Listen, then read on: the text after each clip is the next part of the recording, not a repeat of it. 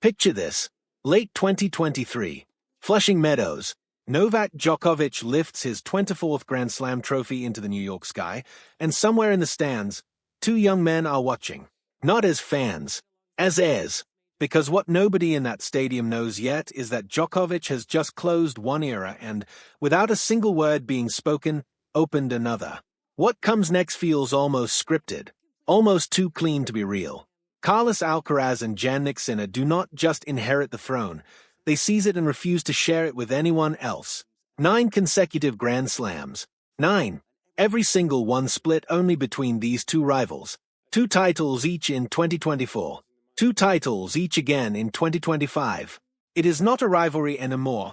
It is a duopoly, a fortress with exactly 2 keys, and the rest of the tennis world is left outside, watching, waiting, wondering if the door will ever open for anyone else. Alcaraz kicks off 2026 exactly the way you'd expect the story to continue. He wins the Australian Open. The pattern holds. The fortress stands. And then, silence. Injury. Alcaraz vanishes from the tour, his wrist the only thing standing between him and history. And this is where the story should have paused. This is where you'd expect the duopoly to simply wait for its missing half to return, ready to pick up exactly where it left off. Except somebody else had other plans. Roland Garros. The clay stretches out like a battlefield that has swallowed pretenders before. And Alexander Zverev, a man who has stood at the edge of greatness for years, who has felt the sting of finals lost, who has watched younger men leapfrog him towards slam after slam, finally breaks through. His maiden Grand Slam title. Not against a diminished field. Not by accident. He shatters the streak. 9 straight majors between 2 men, gone, ended, buried in the Paris clay by the man everyone had quietly stopped expecting to win one of these things at all. But surely, you think, this is a one-off. A fluke.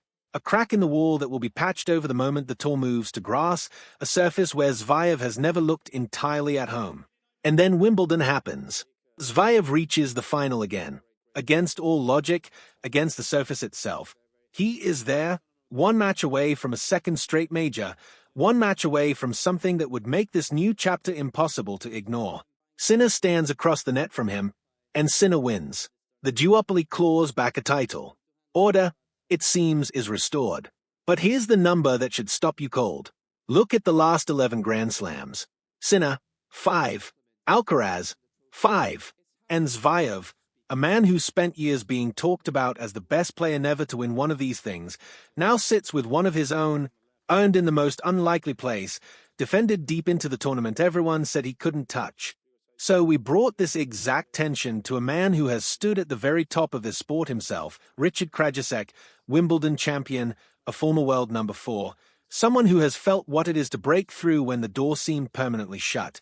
We asked him the only question that matters right now. Are Sinner and Alcaraz about to reclaim total control the moment Alcaraz returns to full health? His answer starts the way you'd expect. In a way, yes, he tells us. The two of them are simply that good. But then his tone shifts, and you can hear him leaning into something he clearly believes matters more than anyone is giving it credit for.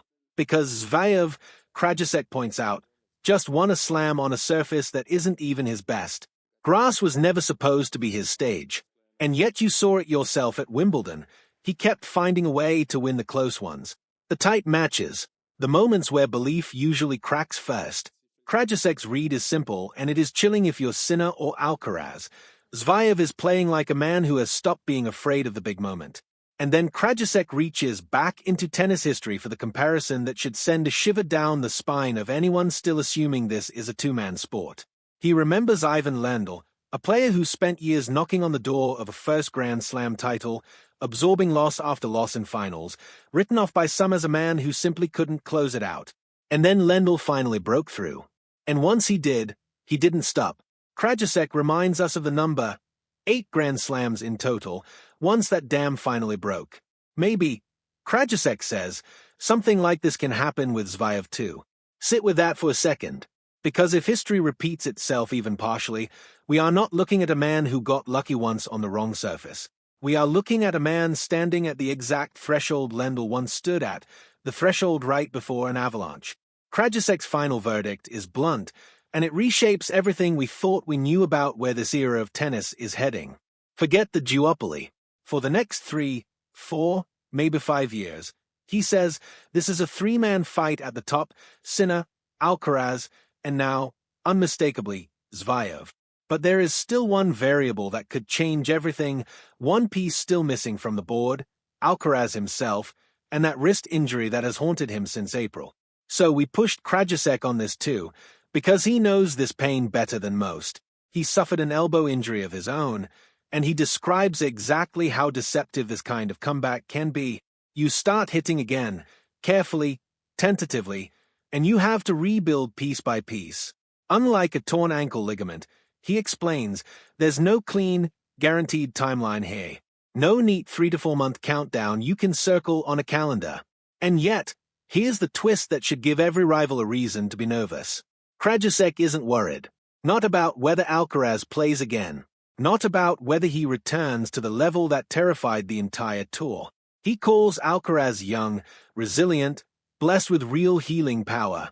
The only real question, Krajicek says, is timing.